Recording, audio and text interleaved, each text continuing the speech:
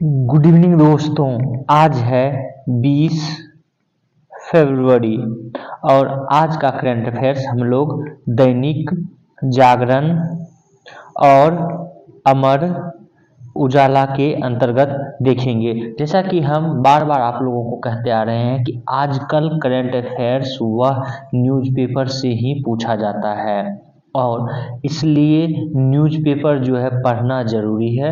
और एडिटोरियल आप पढ़ते हैं तो वो आपको बीपीएससी, यूपीपीसीएस और यूपीएससी इन सब एग्जामों में निबंध लिखने में, ऐसे लिखने में भी आपको जो है फ़ायदा पहुंचाएगा। तो पेपर जो है 1 से 2 पेपर ज़रूर पढ़ें और कुछ करंट अफेयर्स जो है छांट के आप रखें जो इम्पोर्टेंट हो, और उसके बाद आप मेरा वीडियो भी देख सकते हैं और सब्सक्राइब कर सकते हैं, शेयर भी कर सकते हैं।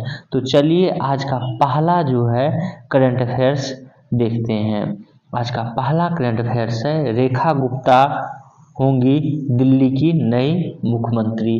हाल ही में दिल्ली में चुनाव हुआ है और चुनाव में जो है भाजपा को बहुमत प्राप्त हुआ है और इस बहुमत प्राप्ति के बाद कुछ समय बाद जो है अब रेखा गुप्ता पर मुहर लग गई है कि ये ही दिल्ली की जो है नई मुख्यमंत्री होंगी। और आपको जो है पहले भी ये बता चुके हैं कि 27 वर्ष बाद दिल्ली में जो है भाजपा की सरकार बनने जा रही है। इससे पहले आप देखेंगे आम आदमी पार्टी के केजरीवाल थे। केजरीवाल से पहले कांग्रेस की शीला दीक्षित जो है यहाँ की मुख्यमंत्री रह चुकी हैं। अब यहाँ पर आपको यह भी बता दें कि मुख्यमंत्री तो जो है रेखा गुप्ता हैं, लेकिन उसके साथ उप मुख्यमंत्री की भी बात चल रही है और ऐसा कहा जा रहा है कि उप मुख्यमंत्री जो है वो वर्मा जी हो सकते हैं। तो ये कौन है वर्मा जी, इनके बारे में भी हम लोग जानेंगे कि ये जब दिल्ली में चुनाव हो रहा था तो उस समय जो है इनके नाम की बात हो रही थी और इनके फादर जो हैं वो रह चुके हैं पहले से दिल्ली के मुख्यमंत्री के रूप में, और इनका पूरा नाम है वर्मा जी का, ठीक है, प्रवेश वर्मा। ये डिप्टी सीएम जो हैं बन सकते हैं। और वहीं पर विजेंद्र गुप्ता जो हैं ये विधानसभा के अध्यक्ष इनको बनाया जा सकता है। तो डिप्टी सीएम प्रवेश वर्मा और रेखा गुप्ता ये बनेंगी दिल्ली की मुख्यमंत्री। ये 2 तथ्य आपको जरूर ध्यान में रखना है। यहाँ पर कुछ अन्य फैक्ट्स भी बता दें कि दिल्ली की चौथी और वर्तमान में देश की दूसरी महिला मुख्यमंत्री होगी।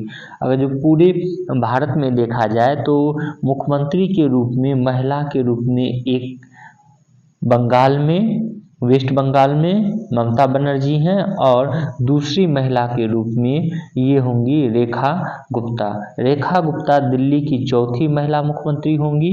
उनसे पहले भाजपा की सुषमा स्वराज, कांग्रेस से शीला दीक्षित और आप से अतिशी जो है अतिशी मार्ले ये मुख्यमंत्री रह चुकी हैं। यह भी फैक्ट्स आपको ध्यान में रखना है। मौजूदा समय में वह देश की दूसरी महिला मुख्यमंत्री होगी। इसके अलावा बंगाल में भी महिला मुख्यमंत्री है। तो ये दिल्ली और बंगाल में ही मुख्यमंत्री हैं। जबकि राज्य की सिर्फ बात करें तो राज्य में सिर्फ वेस्ट बंगाल में ही महिला मुख्यमंत्री है, क्योंकि दिल्ली जो है एक यूटी यूनियन टेरिटरी है। अब जो है हम लोग रेखा गुप्ता के बारे में कुछ अन्य फैक्ट्स भी इनकी निजी जिंदगी के बारे में जान लेते हैं। ये है कि रेखा गुप्ता, इनका जन्म 1974 में हुआ था। ये हरियाणा की मूल की हैं और दैट मीन्स कि ये हरियाणा में इनका जन्म हुआ था और शिक्षा डीयू के दौलत राम कॉलेज से 1995 में बीकॉम की थी। बेटी जो है विदेश में नौकरी कर रही मेलबर्न में, वहीं बेटा पढ़ाई कर रहा है। स्वयं अगर जो बात करें तो ये स्वयं का व्यवसाय, इनका शादियों में उपहार जो दिए जाते हैं उसकी पैकिंग का कार्य करने से शुरुआत हुई थी। पति मनीष गुप्ता हैं और ये बीमा में काम करते हैं।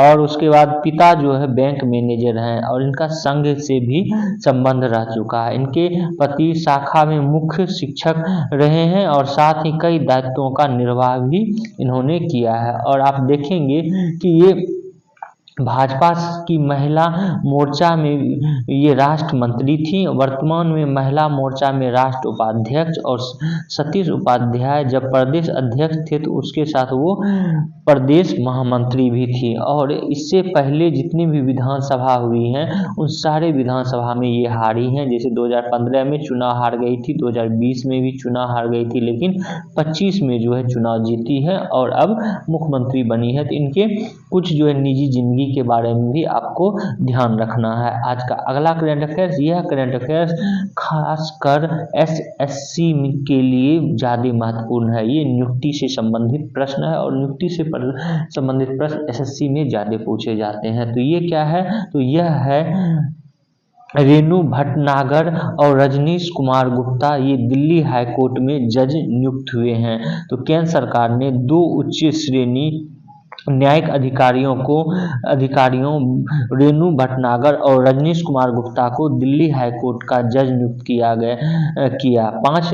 किया है। 5 फरवरी को सुप्रीम कोर्ट कॉलेजियम ने इन दोनों को हाईकोर्ट के जज के रूप में नियुक्त करने की सिफारिश की थी। और केंद्र सरकार को जो है ये सिफारिश केंद्र सरकार से की थी। और अब जो है केंद्रीय विधि एवं न्याय मंत्रालय ने बुधवार को अधिसूचना में बताया कि राष्ट्रपति द्रौपदी मुर्मू ने दोनों को जज की नियुक्ति पर मुहर लगा दी है। तो आप ये ध्यान में रखेंगे। अच्छा, यहाँ पर एक और इम्पोर्टेंट करंट अफेयर्स ध्यान में रखेंगे कि दिल्ली हाईकोर्ट के चीफ जस्टिस DK उपाध्याय ने जस्टिस तेजस धीरेन भाई कारिया को हाईकोर्ट का जज शपथ दिलाई। तो ये आपको याद रखना है कि अभी दिल्ली हाईकोर्ट के जो है चीफ जस्टिस कौन है, DK उपाध्याय है। यह भी आपको ध्यान में रखना है। आज का अगला करंट अफेयर्स, हालांकि इसके बारे में हम पूर्व में चर्चा कर चुके हैं, लेकिन यह जो है फिर से चर्चा में है, क्योंकि इनका उस समय अपॉइंटमेंट सिर्फ किया गया था। अब जो है ये नियुक्ति पत्र दे दिया गया है, ये ज्वाइन कर लिए हैं,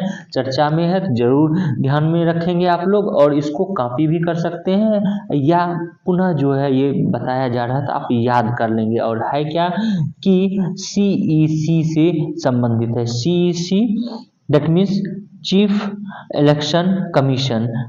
26वें मुख्य निर्वाचन आयुक्त ज्ञानेश कुमार जो हैं पदभार ग्रहण कर लिए हैं। तो ज्ञानेश कुमार 26वें CEC हैं, यह ध्यान में रखना है।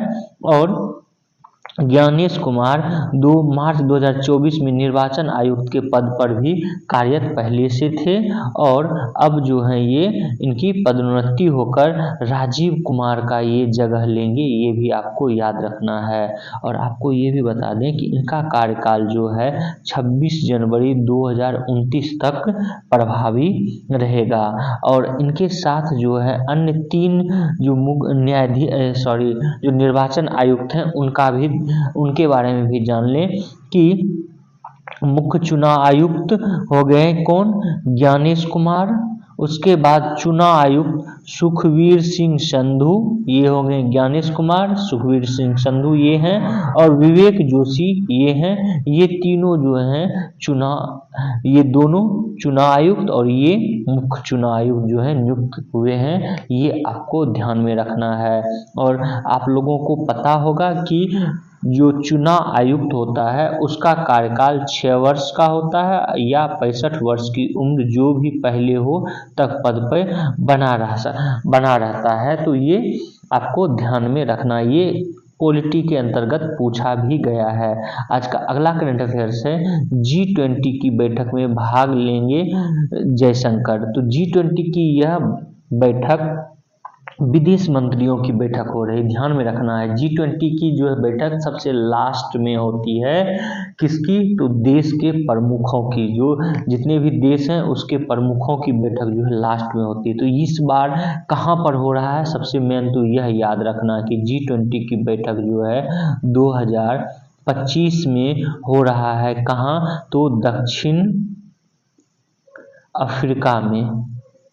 दक्षिण अफ्रीका कॉन्टिनेंट में जो है यह हो रहा है G20 की विदेश मंत्रियों की बैठक, और इसमें भाग लेने जो है जा रहे हैं एस जयशंकर। आपको यहाँ पर ये भी बता दें कि ये विभिन्न मंत्रालयों की बैठक होती है। जैसे आप देखेंगे सूचना मंत्रालय के अलग, रेलवे का नहीं अपितु पर्यटन मंत्रालय का अलग, ये सारे विदेश मंत्रियों का जितने भी G20 के देश हैं उनकी बैठक होती है। फिर बाद में जो है क्या होता है कि जितने प्रमुख हैं उसकी होती है। और यहाँ पर ये भी बता दें कि वर्तमान में G20 में जो है 20 सदस्य नहीं है अपितु आप 21 सदस्य हैं, जिसमें कि 19 जो है 19 सदस्य देश हैं, दैट मीन्स कंट्री है, जबकि एक है यूरोपीय यूनियन EU और एक है अफ्रीकी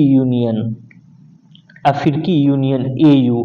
ये है EU और ये है AU। तो 20 जो है G20 में 21 जो है सदस्य हो गए हैं, जिसमें कि 19 जो है देश हैं, एक EU है और एक AU है अफ्रीकी यूनियन। ये भी आपको ध्यान में रखना है। आज का अगला करंट अफेयर्स है। यह करंट अफेयर्स मुख्य रूप से आपको जब मुख्य परीक्षा देंगे उसमें आप ऐसे में, और अगर करंट अफेयर्स के अंतर्गत मेन में प्रश्न पूछा गया है ऊर्जा से संबंधित या जलवायु से संबंधित, तो आप उसमें इसको ऐड कर सकते हैं। और ये है क्या, तो सबसे पहले आपको बता दें कि ये स्टेटमेंट आया हुआ है UN जलवायु प्रमुख से, that means United nation climate प्रमुख जो हैं उनका नाम साइमन स्टील है। ये आपको ध्यान में रखना, ये PT में काम देगा। और इन्होंने कहा है कि स्वच्छ ऊर्जा का उपयोग कर तेजी से विकास कर रहा है भारत। तो इस स्टेटमेंट को आप जो है यूज कर सकते हैं मेन में, कि भारत जिस तरह से स्वच्छ ऊर्जा रिन्यूएबल एनर्जी के क्षेत्र में जो है आगे बढ़ रहा है, उसकी सराहना UN जलवायु प्रमुख साइमन स्टील ने भी किया है। और आपको यह बता दें कि भारत के जलवायु लक्ष्यों को पूरा करने का उदाहरण देते हुए उन्होंने कहा कि रिकॉर्ड समय में 100 गीगावाट सौर ऊर्जा उत्पादन की क्षमता स्थापित किया है। भारत ने हर गांव में बिजली उपलब्ध कराई जा रही है। जलवायु परिवर्तन पर संयुक्त राष्ट्र फ्रेमवर्क कन्वेंशन के कार्यकारी सचिव स्टील, दैट मीन्स की UNFCCC United nation framework convention on climate change ये होता है, और इसके भी ये प्रमुख हैं साइमन स्टील। तो इन्होंने यह कहा है कि स्वच्छ ऊर्जा का उपयोग करके भारत तेजी से विकास करने पर उसकी आर्थिक समृद्धि के लिए बड़ा लाभ होगा, और इससे लाखों रोजगार पैदा होंगे और बेहतर स्वास्थ्य सुविधाएं भी जो है इससे आएंगी। तो इसको आप मेन में मुख्य रूप से लिख सकते हैं, ये ध्यान में रखना है। तो आज का करंट अफेयर्स इतना ही था। आप लोग हमारे इस वीडियो को शेयर करें, सब्सक्राइब करें और बेल आइकन को जरूर दबा लें। Thank you for watching this video.